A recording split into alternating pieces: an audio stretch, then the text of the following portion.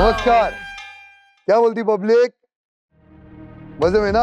हाँ, इस दुनिया में कुछ लोग ऐसे भी है जो एक दूसरे को सिर्फ चुतिया बनाते हैं। तो ऐसी चुतियापा किसको काटा है पता नहीं, मगर जोधपुर से हमारे यहाँ पे देवेंद्र जी आ रहे। ये जो कहानी ये बहुत ही सच्ची घटना है। मेरे पिताजी बहुत ही अच्छे इंसान थे। उन्होंने कभी हमें किसी भी चीज की कमी नहीं होने दी।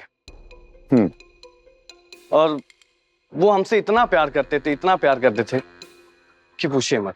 करते थे यानी? वो अब है नहीं। मेरे पिताजी का जब देहांत हुआ तो मेरी माँ बहुत अकेले पड़ गई थी। और मेरी बहन का जो शादी था वो ससुराल चली गई, उसकी शादी हो गई, ससुराल चली गई। तो देहांत होने के बाद में मेरी सिस्टर ने डिसाइड किया कि माँ अकेली है तो क्यों ना हम उनके साथ में थोड़ा दिन जाएं, उनके साथ में टाइम व्यतीत करें। और उनको भी अच्छा लगेगा, हमें भी अच्छा लगेगा कि चलो मैं अपनी माँ के साथ में मैं रह रही हूँ तो माँ को भी अच्छा लगेगा।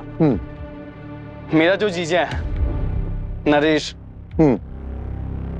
और मेरी माँ, वो दोनों के बीच में मुझे बताते हुए शर्म आ रही है कि मैं क्या बोलूं कि मेरा बाप चला गया, तुम अपने ही दामाद से तुम अफेयर कर रही हो। तुम्हारे दिमाग ठिकाने पे है? सर सबको यही लगता है कि मैं पागल हूँ। क्या किया ऐसा? वो हमेशा वही चाहती थी कि इसका बाप चला जाए, उसका जो पेंशन मिले वो हम लोग को मिले। उसको कभी प्यार नहीं मिला तो उसको और कोई नहीं मिला उसको दामाद। वो दामाद से प्यार करने लगी, मेरी बहन के रहते पर भी।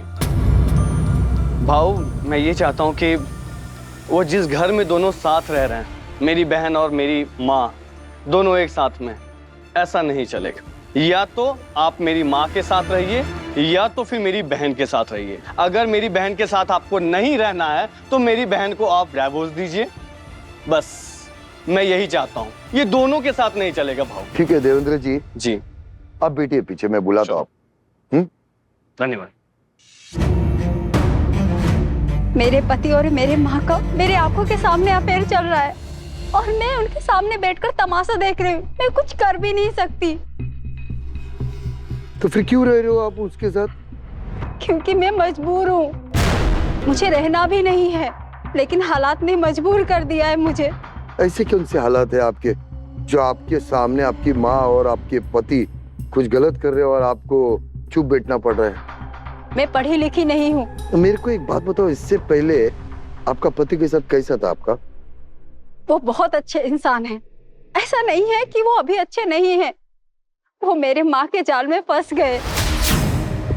कुछ नहीं भाऊ, ये सब हवस है, क्योंकि मेरी मम्मी अकेली पड़ गई थी। मेरे पापा के देहांत से पहले वो कुछ महीनों से बीमार चल रहे थे, इसलिए मेरी मम्मी अकेली हो गई थी। मुझे नहीं पता था कि वो मेरे जवान पति के ऊपर अपनी नजर डालेंगी। मेरी पूरी जिंदगी खराब कर दी मेरी माँ ने।